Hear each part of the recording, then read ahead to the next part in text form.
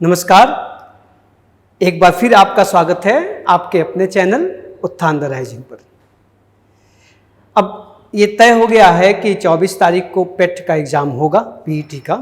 तो आप जो भी अभ्यर्थी हैं पहले तो उनको शुभकामनाएं, और जाते जाते मैं सोचा कि एक आध सेशन और प्रैक्टिस का कर लिया जाए, कुछ क्वेश्चन और मिल जाएं तो ये हमारा सौभाग्य होगा। देखिए आपके सामने ये कुछ प्रश्न लिखे हुए हैं, विकल्प दिए गए हैं। हर बार की तरह पहले मैं इन प्रश्नों को एक बार पढ़ देता हूं, पढ़ने के बाद आप अपने आंसर्स टिक कर लें तो फिर मैं एक्सप्लेन करता हूं, ठीक। तो देखिए पहला सवाल है maybe they, filling the blanks का सवाल है। उसके बाद ब्लैंक है अ फाइट। ऑप्शंस हैं were had, was having, were having, has had. Okay? Second question है we wouldn't want them to think we wouldn't want them to think we। उसके बाद ब्लैंक है और इसको पूरा करने के लिए ऑप्शन है we anything immortal, ये छूट रहा है देखो, we wouldn't want them to think we, उसके बाद blank anything immortal। Okay, option है was doing, were doing, done, have doing। Clear. Third question है we might, फिर ब्लैंक है something to help you। Option है having to do, has done, have done, doing। Fourth question है choose the correct spelling. ये चार words दिए गए हैं, एक ही वर्ड को चार बार अलग अलग तरीके से लिखा गया है। आपको इसमें से सही स्पेलिंग चुननी है। डैमेज शब्द की सही स्पेलिंग कौन सा इसमें से ऑप्शन सही है, इसको चुनना है।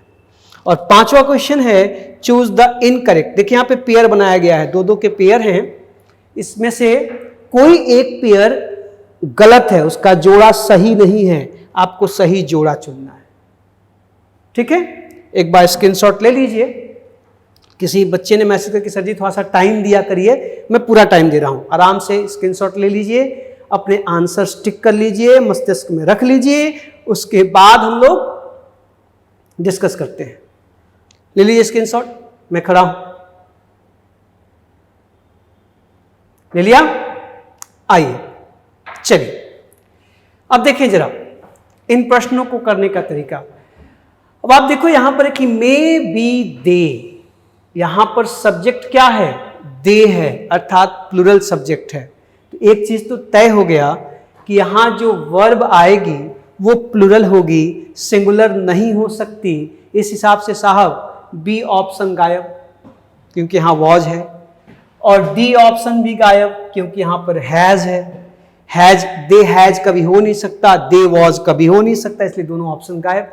अब बचे वर हैड और वर हैविंग, इन्हीं में से एक चुनना है। तो मुझे जरा बता दीजिए कि कभी आपने were had, were have, were has सुना है? बिल्कुल नहीं सुना है।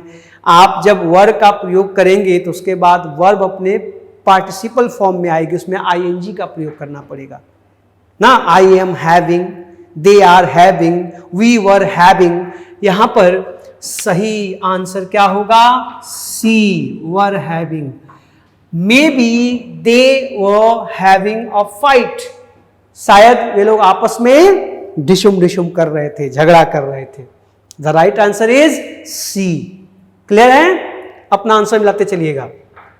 अब देखो नेक्स्ट में we wouldn't want them to think, हम नहीं चाहते कि वो सोचे क्या, we anything immortal, कि हम लोग कुछ विशिष्ट कर रहे हैं, कुछ अमर टाइप का कार्य कर रहे हैं, ऐसा वो न सोचे, ये हम चाहते हैं। अब यहां पर इस ब्लैंक में फिर देखिए यहां पे वी आया है, सब्जेक्ट, वर्ब, ऑब्जेक्ट, इनका ध्यान रखना है, सेंटेंस बनते चले जाएंगे। वी आया है, प्लूरल है, तो वर्ब भी प्लूरल आनी चाहिए। इस हिसाब से पहला ऑप्शन कट नहीं हो सकता। ठीक, अब देखो, अब ये सी ऑप्शन, ये भी कट नहीं हो सकता। क्यों नहीं हो सकता?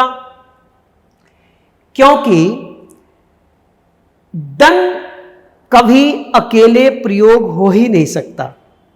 डन का मतलब है कि उसके साथ हैव, हैज, हैड या इज, एम, आर। अगर आप पैसिव बना रहे हैं तो was done, is done, will be done, may be done, ऐसा होना चाहिए। अगर आप परफेक्ट बना रहे हैं तो has done, have done, had done. केवल डन अकेले तो कभी आ नहीं सकता, इसलिए ऑप्शन भी गायब। यहां पे देखिए हैव डूइंग, ये भी गायब, नहीं हो सकता। क्यों? क्योंकि हैव, हैज, हैड के बाद आप प्रेजेंट पार्टिसिपल आईएनजी फॉर्म तभी ला सकते हैं जब वहां पे बिन का प्रयोग हुआ हो। तो हैव बीन डूइंग हो सकता है, हैव डूइंग तो हो नहीं सकता, तो ये ऑप्शन भी गायब। तो 3 तो ऐसे ही गायब हो गए। तो बचा क्या साहब? B, were doing. We wouldn't want them to think we were doing anything immortal. मैं आशा करता हूं कि आपने बिल्कुल सही निशाना लगाया होगा। देखिएगा जरा, अब देखिए वी माइट, ये सब ऑक्सिलरीज और मॉडल्स के सवाल हैं। आप अगर ध्यान से देखें तो अपने आप आंसर निकल के आएंगे। अब देखिए माइट आ गया। अब जब माइट आ गया तो may, might, can, could, will, would, shall, should, इन सब की क्या कंडीशन है? सबसे इंपॉर्टेंट कंडीशन कि हमारे बाद हमेशा वर्ब की बेस फॉर्म आती है, बेयर फॉर्म आती है, उसका मूल रूप आता है।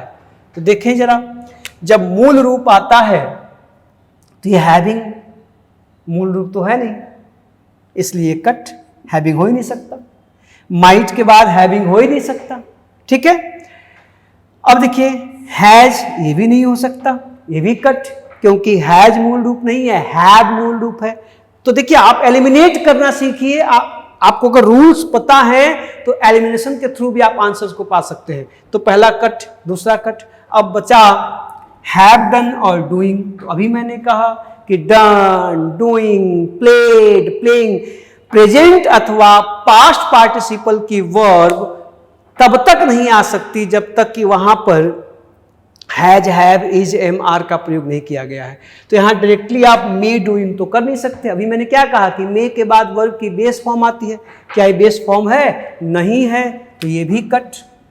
अगर यहां बी होता, मे बी, तब डूइंग चल सकता था, लेकिन वहां पे बी नहीं है, केवल मे है, इसलिए बचा क्या साहब? C, have done, may have, might have. देखिए we might have done something to help you.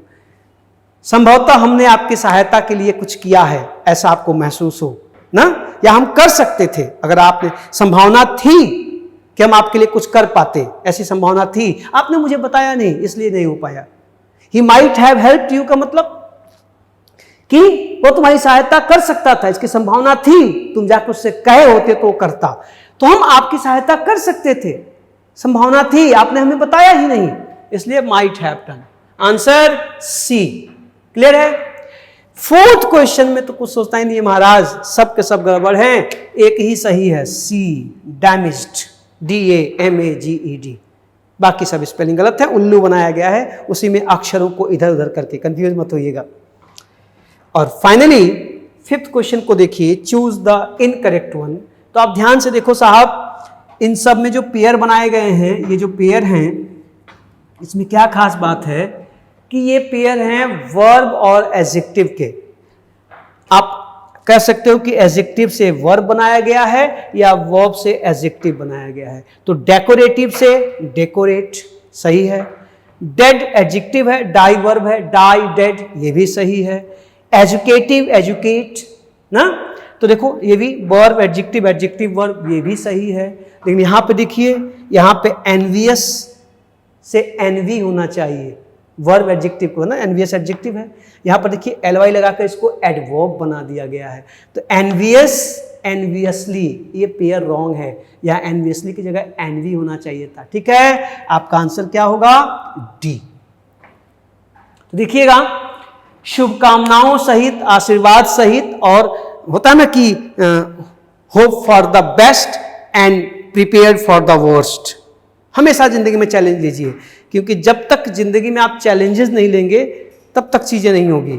अगर चैलेंज नहीं है तो जीवन जीने लायक है ही नहीं, नीरस जिंदगी हो जाएगी। तो मैं एक आशा के साथ, मैंने कुछ सेशन, प्रैक्टिस सेशन पिछले किए थे, एक और जाते जाते आपको दे रहा हूँ। इसके बाद रक्षाबंधन है, बहनें दूर रहती हैं तो उनके पास जाना पड़ेगा राखी बंधवाने के लिए, तो बीच में शायद अब सेशंस करना 1-2 दिन गैप रहे, इसलिए मैंने ये शुभकामना वाला बना दिया है, इन शुभकामनाओं के साथ कि आप इसमें बेहतर करेंगे। टेट के लिए आप सबको ऑल द बेस्ट, अच्छे से करिएगा। और अगर इन सेशंस से आपको वहाँ इंग्लिश में, मैंने कुछ हिंदी के भी सेशन किए थे, कुछ भी लाभ मिला, एक आध सवाल टकराए तो हमें बताइएगा ज़रूर, उससे आत्मसंतुष्टि होगी, आत्मतुष्ट होऊंगा, खुशी मिलेगी कि मैं आपकी कोई सहायता कर पाया। ये मेरा सौभाग्य होगा, इसमें कोई बड़प्पन वाली या बहुत बड़ा तोपची बनने वाला, फन्ने खां वाली बात नहीं है। काम है पढ़ाना, कोशिश की जाती है आपके काम आ जाए तो ये हमारा सौभाग्य। तो आप सबको पहले से ही एडवांस में रक्षाबंधन की ढेर सारी शुभकामनाएं। आप मस्त होकर के परीक्षा दीजिएगा, राखी बंधवाइएगा, और जैसा कि मैं लगातार कह रहा हूं, ऑफलाइन क्लासेस शुरू हो गई हैं, उसके बाद बोरिया बिस्तर लेके हाजिर हो जाइएगा कक्षाएं करने के लिए। अगर आप दूर दराज में हैं, नहीं आ पा रहे हैं, तो मैं इसके माध्यम से आप तक पहुंचता रहूंगा। ओके, ऑल द बेस्ट, जमा के आइएगा। Thank you.